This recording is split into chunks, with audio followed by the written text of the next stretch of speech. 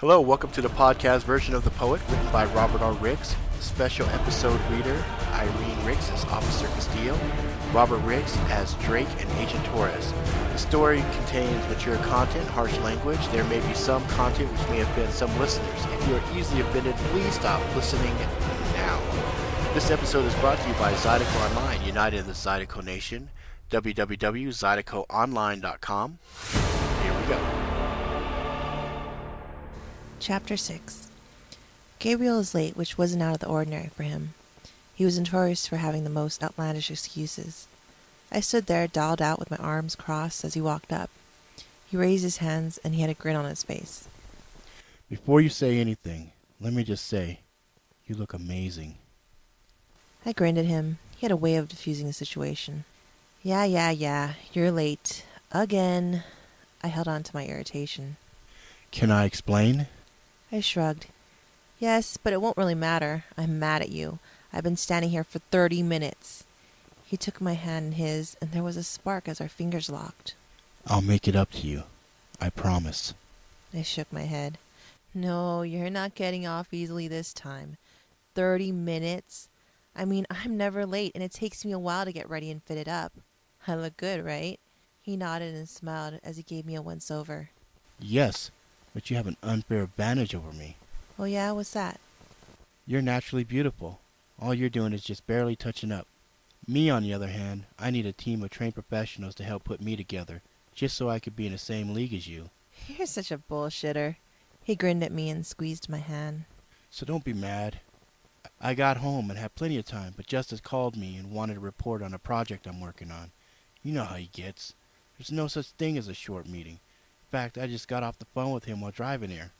I smiled as I pictured him trying to dress up and get ready while dealing with Justice. Fine. That just means I get to pick the place and you pick up the bill this time.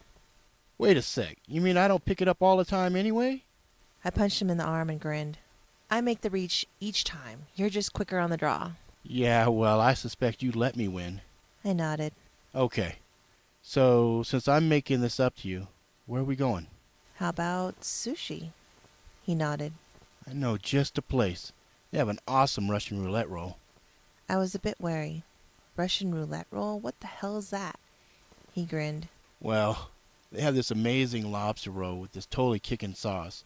They put in these bullet-shaped rolls. The thing is, one of the rolls has a blend of peppers and hot sauce. I gotta warn you, I got it once. It's pretty damn hot. I shrugged. Oh, that's all? Not intimidated at all. Bring it on. He nodded. Okay, well don't get all pissy when you get it. I got a good feeling that I'm lucky tonight. Yeah, right. Hugh and Lucky might not meet tonight. He made a face as he led me to his car.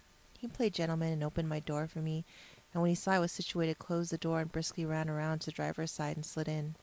Even though we were in an unmarked ACU car, it was obviously meant for business.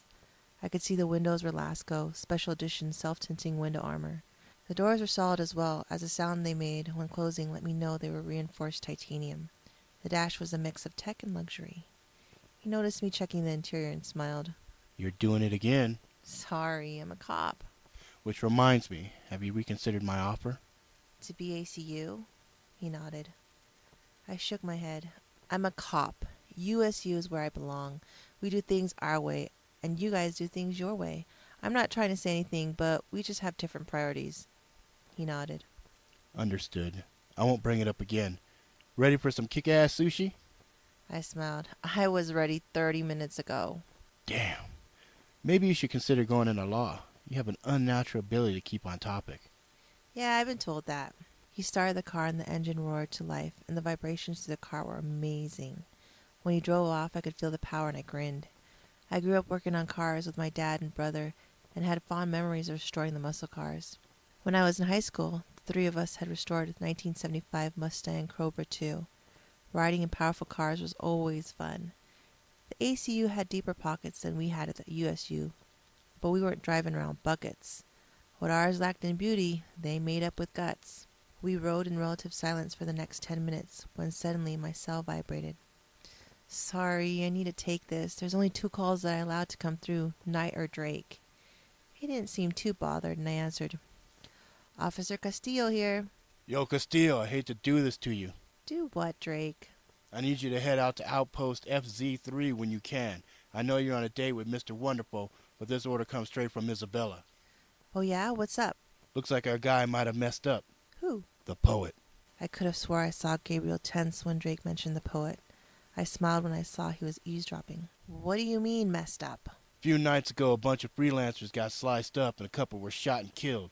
Of course, they got nothing to say when we showed up, but the forensic bots found 3 very specific things. I'm listening. Blood speck, belonging to one grave digger, and also traces of mercuric sulfide. China red? I interrupted.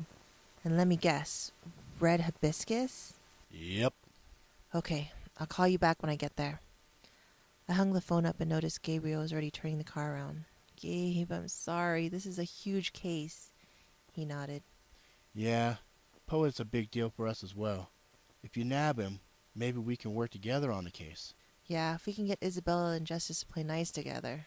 He laughed. Yeah, that's gonna happen. As we drove back to my apartment, I couldn't understand why the poet would take on a group of freelancers, and even more amazing, why would he allow any of them to live?